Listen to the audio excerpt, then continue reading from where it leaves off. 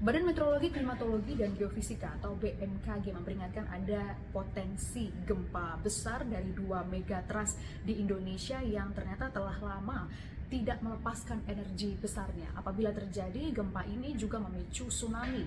Ini disampaikan langsung oleh Daryono, Kepala Pusat Gempa Bumi dan Tsunami BMKG, tidak lama setelah gempa mengguncang Jepang. Sebelum kita bahas soal megatrust Indonesia, kita mundur sedikit dengan peristiwa gempa bumi yang mengguncang Jepang tanggal 8 Agustus 2024 lalu. Ilmuwan di Jepang ini ternyata menerbitkan peringatan dini soal risiko gempa bumi besar yang menyusul gempa berkekuatan 7,1 magnitudo di Miyazaki.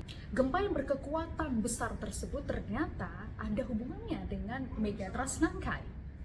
Menurut Daryono, Kepala Pusat Gempa Bumi dan Tsunami BMKG, saya coba bacakan secara detail ya teman-teman ya.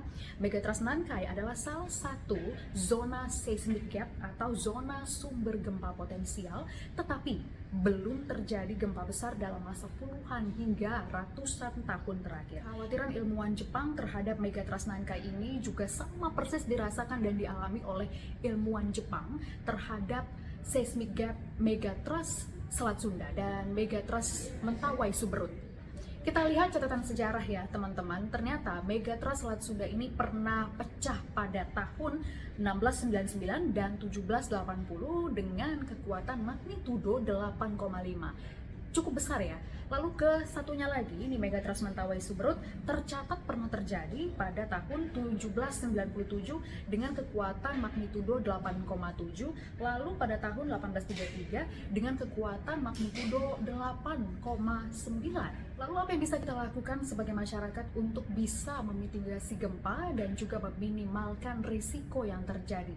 Saya sudah menghubungi Daryono, Kepala Pusat Gempa Bumi dan Tsunami BMKG, namun memang kami masih menunggu respons dari beliau terkait dengan langkah-langkah yang perlu dilakukan. Kami akan mengupdate informasinya kepada teman-teman Liputan 6, namun secara tertulis yang kami dapatkan informasinya adalah tim BMKG meminta masyarakat untuk tidak khawatir berlebihan karena perkembangan informasi ini akan terus dipantau secara real time.